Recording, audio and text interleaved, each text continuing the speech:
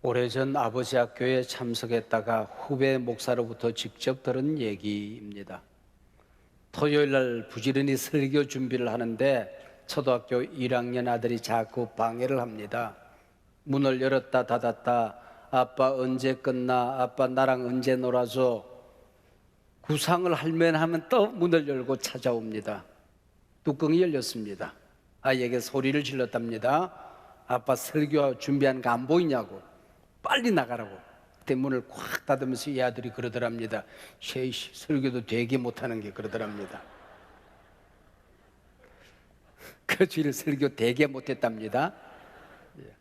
목사가 되어서 설교한다는 게 평생 부담일 수밖에 없는 거지요. 제가 목회를 하면서 절대로 실패해서는 안 되는 바로 그 한 영역이 있다고 한다면은 예배입니다. 목사의 설교가 게을러서 내가 부족해서 우리 교인들이 예배하는 데에 방해를 받는다면, 예배가 실패한다고 한다면은 나는 목회자로서 실패자일 수밖에 없는 것이지요. 그래서 평생 짐스러운 것, 그러면서도 가장 보람되고 가장 행복한 것이 또한 설교이기도 합니다. 코로나19로 성도들이 마음대로 교회에 예배에 올 수가 없었습니다. 이때 목사의 마음이 아픈 것은 이러다가 우리 성도님들 한 분 한 분 예배가 무너지면 어떡하나 하는 염려가 있기 때문입니다. 오늘도 하나님은 예배하는 한 사람을 찾으시거든요. 그 한 사람, 그 예배자, 내가 그 사람 되기를 원하네 하고 우리가 하나님 앞에 예배하는 이유가 거기 있는 것이요. 하나님은 신령과 진정으로 예배하는 사람을 기뻐하십니다. 그 예배자가 너무 소중해서 그냥 보내지 않습니다.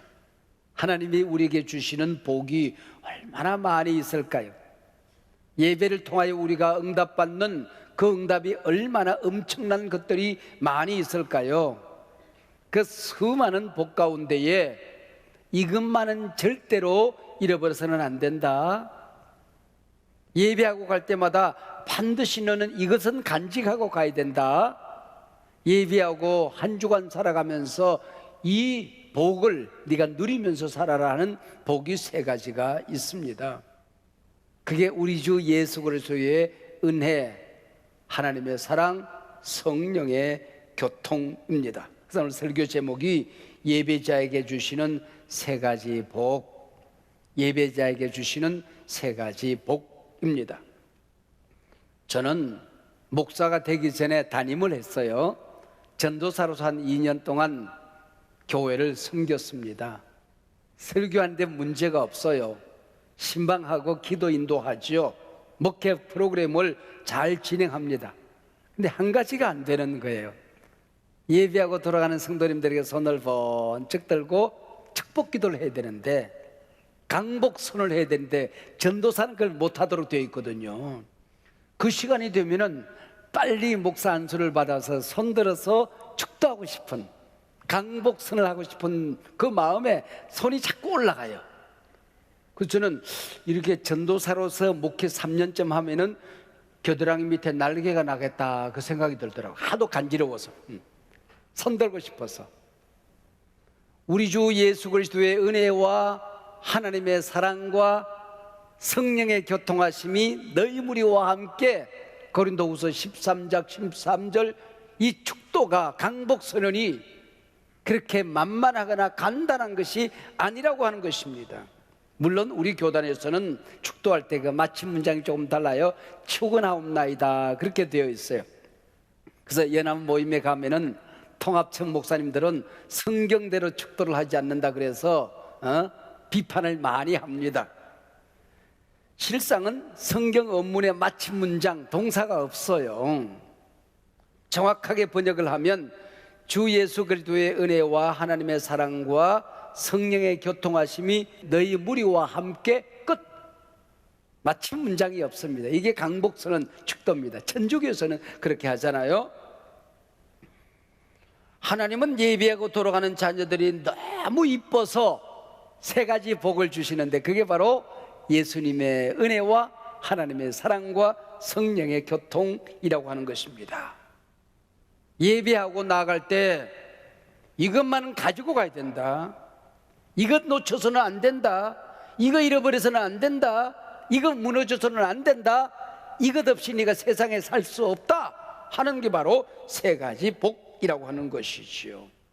매주 이 복을 우리가 확인하고 간직하고 나아가는 겁니다. 성탄절 예배에 아무개 권사님의 남편이 교회에 왔습니다. 교인들이 예배하고 돌아가는데 목사님이 배웅을 하다 보니까 교회 잘 안 나오는 아무개 권사님 남편이 그 예배에 왔거든요. 너무 반가워서 손을 잡고 새해에는 좀 규칙적으로 정기적으로 교회에서 뵙기를 원합니다. 예배에 꼭 규칙적으로 나오십시오. 그랬더니 이 남편이 그러더니 목사님 저는 평생 정기적으로 규칙적으로 예배 참석합니다. 평생 성탄절 예배에 제가 참석해 왔습니다. 그러더랍니다. 여러분 식사는 매 끼 먹어야 되잖아요. 잠은 매일 자야 되잖아요. 이 세 가지 복은 매주일 예배에서 매주 단위로 확인을 하도록 되어 있는 것입니다. 이게 안식일을 지키고 예배하고 돌아가는 백성들에게 아론의 축복을 구약 성도들은 받았습니다. 신약교회 성도님들은 예배 드리고 돌아갈 때에 이 축도로 일컬어지는 이 사도 바울의 축도 강복선을 우리가 받고 세상으로 나아가게 되는 것이죠. 우리가 구원받아서 이 땅에 살아가는 목적이 뭘까요? 가장 중요한 이유가 무엇일까요? 그 첫 번째 목적은 예배하는 데 있습니다. 하나님께서는 믿음의 백성들을 불러냅니다. 아브라함을 부르지요.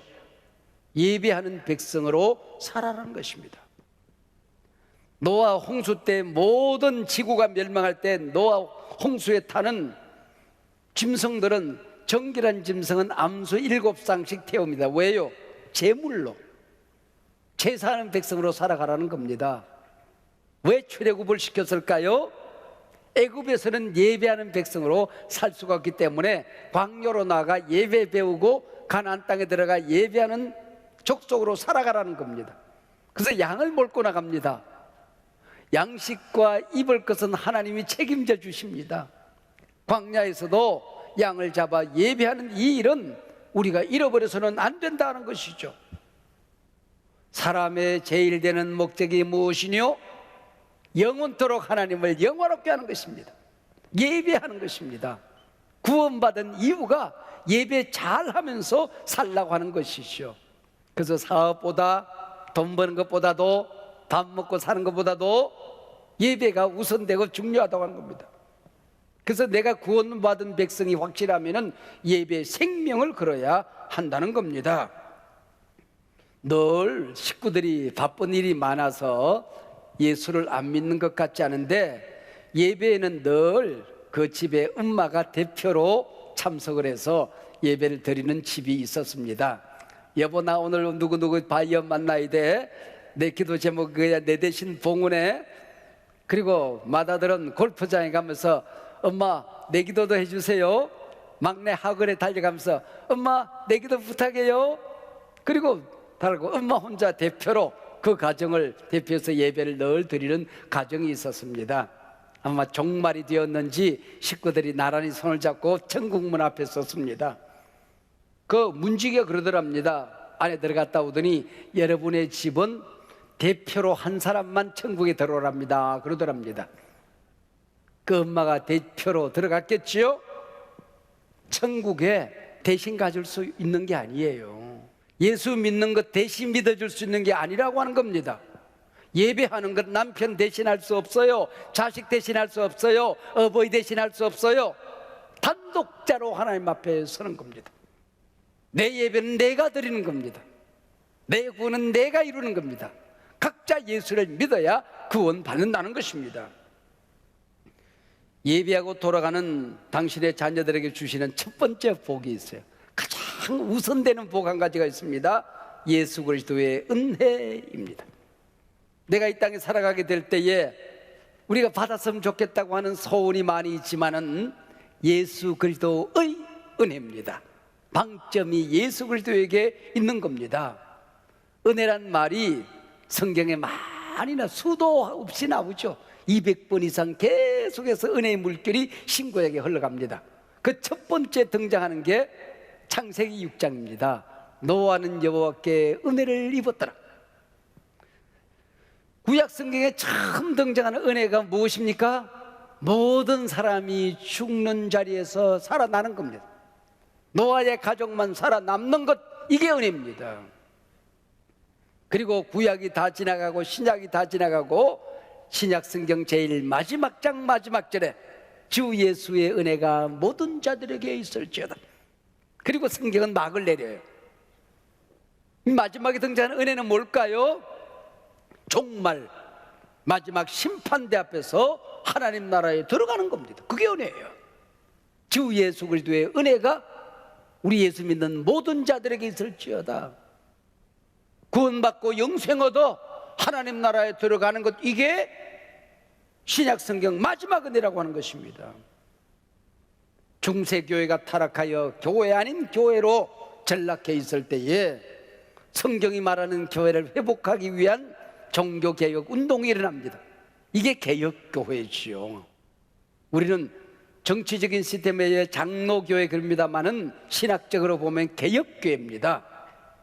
이 종교개혁교회의 출발이 뭡니까? 솔라 그라티아, 오직 은혜입니다. 은혜 위에 이 교회는 서 있는 것입니다. 개혁교회는 은혜라고 하는 반석 위에 우뚝 서 있는 교회다.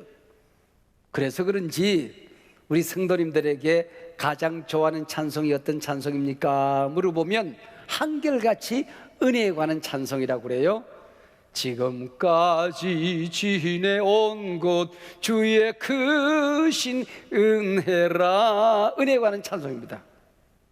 나 같은 죄인 살리신 주 은혜 놀라워. 한량없는 은혜, 은혜 아니면 살아갈 수가 없네. 은혜에 관한 찬송을 가장 좋아한다고 하는 겁니다. 가끔 제가 강의하고 나면은 질문하라 그러면은 거의 그렇게 얘기해요. 목사님, 그 바쁜 일정 속에 건강은 어떻게 지키십니까? 그래요. 또 어떤 분들은, 후배들은 목사님 맨손 맨몸 맨땅에 개척해서 어떻게 교회가 그렇게 건강하게 부흥되는 교회를 이룰 수 있습니까? 비결이라도 있습니까? 그래요. 젊었을 때는, 지금도 많이 젊지만 이것저것 할 얘기가 많이 있었어요. 근데 이 나이가 되고 나니까 대답은 한 가지밖에 없어요. 남는 것 하나밖에 없어요. 하나님의 은혜지요. 우리 선배 목사님들이 연세가 드신다면 늘 그렇게 대답하길래, 헤이, 그냥 입에 발린 소리 하네 그랬어요. 나이가 들고 나니까 남는 게 이게밖에 없어요. 은혜밖에 없어요. 대답이 이거예요. 이게 진실한 대답이에요. 하나님의 은혜였어요. 우리는 육체를 가지고 이 땅에 공기를 마시면서 살아갑니다. 두 발을 땅에 붙이고 살아가지요. 밥 먹어야 살지요. 옷 입어야 살지요. 그래서 우리 관심이 이 땅이 전부일 때가 참 많이 있습니다. 복 받았다, 은혜 받았다 그랬을 때에 돈 버는 것, 떵떵거리고 살아가는 것, 잘 먹고 잘 입고 살아가는 것, 사랑하는 사람 만나서 행복하게 살아가는 것, 이게 내 머릿속에 일시이고 순간적이고 현세적인 복을 자꾸 생각하게 됩니다. 그게 전부인 것처럼 여겨질 때가 많이 있어요. 여러분, 그걸 이겨내는 게 믿음이에요. 그걸 뛰어넘는 게 믿음의 성숙이라는 걸 여러분 아셔야 됩니다. 어떤 분이 젊은 부인하고 살아봤으면 좋겠다, 그 생각이 자꾸 들더래요. 그래서 환갑을 지나고 난 다음에 혼자 그렇게 해야 돼요. 입을 열면 큰일 나죠. 한 20살쯤 젊은 부인하고 살아봤으면 좋겠다, 그 생각이 머릿속에 쏙 지나가더래요. 잠을 자는데 꿈속에서 천사가 나타났대요. 아들아, 네가 평생 그걸 원하니 내가 응답을 해주마. 내일 아침 되면은 너는 20살 젊은 부인하고 살게 될 거다 그러더래요. 눈을 뜨고 보니까 자기가 환갑을 어저께 지냈는데 80살이 되어 있더랍니다. 그래서 20살 젊은 부인하고 잘 살았대요. 기도 잘 하셔야 됩니다. 함부로 기도하면 큰일 나는 거예요. 예배하고 돌아가는 사람에게 주신 두 번째 복이 있어요. 하나님의 사랑입니다. 젊은 부인하고 사는 게 아니라, 그게 사랑이 아니라 하나님의 사랑이라는 것입니다. 어떤 사랑이냐? 하나님의 사랑이라. 나를 사랑하는 하나님의 사랑이 도대체 어떤 사랑입니까? 그분은 누굽니까? 우주 만물을 만든 분입니다.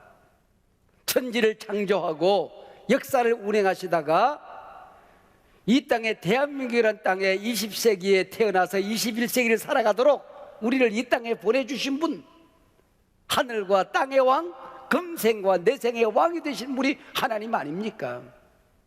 나는 도대체 어떤 존재입니까? 내가 그분의 자녀가 될 자격이 있습니까? 내가 이 땅에 그분의 사랑을 받을 만한 가치가 있는 존재입니까?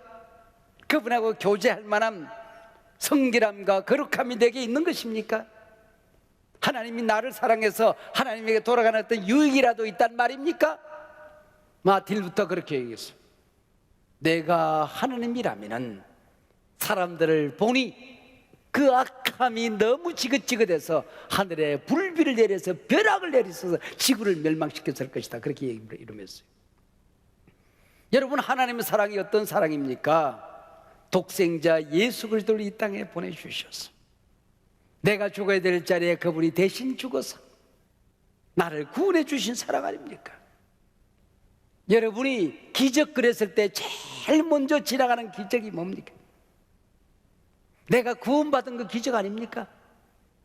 나 같은 죄인이 하나님의 자녀가 되어서 하늘나라 백성이 되어서 살아간다. 기적이 있다면 이 기적 아니겠냐, 그 얘기죠. 하나님이 나를 사랑해 주신 게 뭡니까? 맛있는 식사 한 끼였습니까? 소 한 마리입니까? 집 한 채입니까? 세상의 사장자리입니까?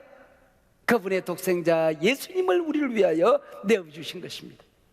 내가 얼마나 나쁜 놈인고 하니 예수님이 죽으셔야 구원받을 만큼 나쁜 놈이에요. 얼마만큼 소중한 존재입니까? 하나님의 외아들이 죽어서라도 나를 살려야 될 만큼 나는 소중한 존재라고 하는 것입니다. 이게 바로 예수님을 보내주신 하나님의 사랑이라고 하는 것이죠. 사랑이 뭘까 그랬을 때에 모든 세상의 노래는 사랑이 주제 아닙니까? 이 세상에 정의가 제일 많은 게 있다고 한다면 아마 사랑일 겁니다. 근데 성경이 말하는 사랑이 뭘까요? 사랑은 나를 죽여 상대를 살리는 게 사랑이에요. 성경이 말하는 사랑은 이게 희생이죠. 그랬을 때에 우리 마누라는 왜 요즘 희생을 안 할까? 그러면 이미 사랑을 모르는 거예요. 상대에게 기대하는 것 말고, 요구하는 것 말고, 내가 뭘 줄까 그랬을 때에 나를 희생하는 거, 피 흘리는 거, 손해보는 거, 이게 사랑이라고 하는 것이죠. 사랑은 함께 있어줄 가치가 없는 사람과 함께 있어주는 게 사랑이라고 하는 것이죠. 그래서 하나님께서 인간의 몸을 입고 이 땅에 오셨어요. 그 임마누엘이에요. 임마누엘이 무슨 뜻입니까? 하나님이 우리와 함께, 그래서 그게 바로 사랑이라고 하는 것이죠. 근데 사랑장에 보니까 사랑은, 그리고 많은 설명을 하는데, 사랑은 내 몸을 불사르게 내어줄지라도 사랑이 없으면 아무것도 아니라, 희생이 사랑이라고 그랬는데, 함께 있어주는 게 사랑이라고 그랬는데 사랑이 아닐 수 있다. 이게 사랑이 뭘까? 여러분, 이 사랑은 구원론적인 사랑입니다. 영원히 사라지지 않는 사랑입니다. 영생의 사랑이라고 하는 거죠. 그래서 아가페를 설명하는 요한일서에 보면은 정의가 간단합니다. 독생자가 이 땅에 와서 나 대신 죽은 게 사랑이다. 그분을 믿고 구원받고 내가 살아난 게 사랑이다. 그래서 살리려 하십니다. 종말론적인 사랑, 구원론적인 사랑, 영원한 사랑이 사랑이다, 그런 얘기입니다. 그래서 예배하고 돌아가는 하나님의 백성들에게 하나님 너를 얼마나 사랑하는지 아니? 나는 독생자를 널 위해서 내어주었어. 네 대신 죽었어. 그만큼 너는 내게 소중한 존재들이야. 이 세상 살아갈 때 당당히 살아야 된다. 너는 하나님의 자녀야. 내가 너와 함께 너를 버리지 않아. 실수하고 넘어져도 내가 용서할 거야. 다시 일으킬 거야. 세상 끝날까지 내가 너를 사랑하고 지켜낼 거야. 힘내라. 이게 하나님의 사랑이에요. 예배하고 돌아가며 이 소리를 듣고 가야 된단 말이에요. 이 확신을 가지고 살아가야 된단 말이에요. 예배자에게 주시는 세 번째 복이 있습니다. 성령의 교통이라고 하는 거죠. 우리는 요즘 교통이 얼마나 발달된 세상에 살아가고 있습니까? 여러분, 교통이 오늘 뚝 끊어지면 세상이 어떻게 될까요? 지구촌이 하루에 못 가는 곳이 없습니다. 다 하루 만에 다 갑니다, 여러분. 땅 끝까지 하루 만에 다 가요. 오늘 지금 예배 드리고 지금 달려가서 인천공항에서 LA로 가면은 LA 주일 예배 드릴 수 있습니다. 그만큼 여러분 지구가 한 공간으로 지금 살아가고 있는 거예요. 만약에 이 교통이 끊어지면 어떻게 될까요? 여러분, 식량이 우리 교회 곁으로 일산으로 파주로 배송이 될 수 없잖아요. 연료가 다 끊어지잖아요. 아마 아우성이 나고 난리가 날 겁니다. 그래서 교통의 발달, 건축 문화의 발달, 백신의 발달, 이 세 가지 발달로 생긴 게 도시 문화입니다. 여러분, 10만 도시가 100만 도시가 되고 1000만 도시가 되고 지구촌 곳곳이 도시 문화가 형성이 됐잖아요. 아파트 문화가 형성되었습니다. 우리나라 5천만 명 인구 가운데에 60% 이상이 아파트에 사는 사람이에요.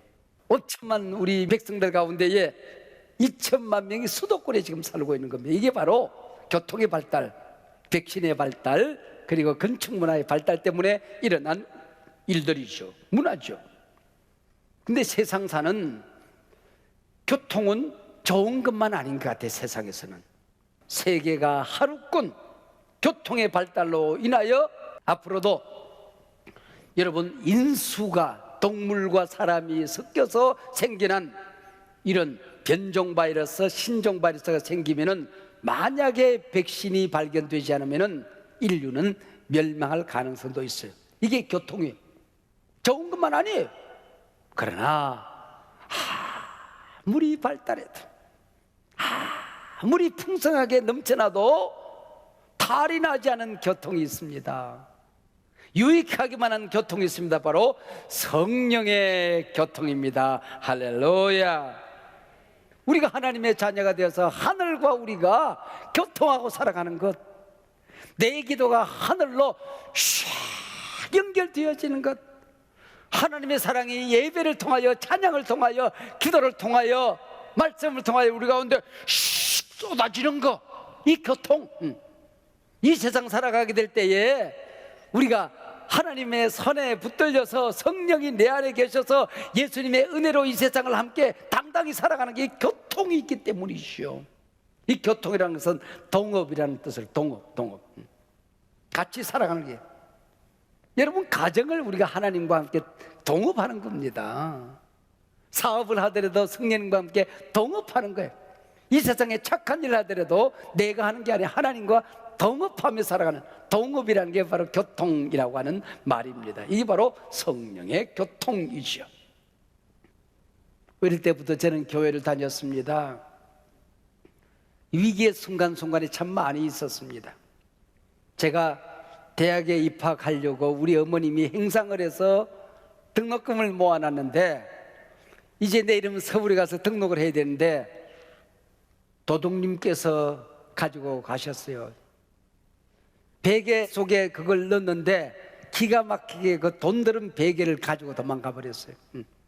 그래서 내가 하나님이 살아계시다면 이럴 수가 있나 하는 생각이 들기도 하고, 뭐 얼마나 어려운 일들이 청소년 시절에 있었는지 그때마다 내 신앙이 방황할 때가 있었어요.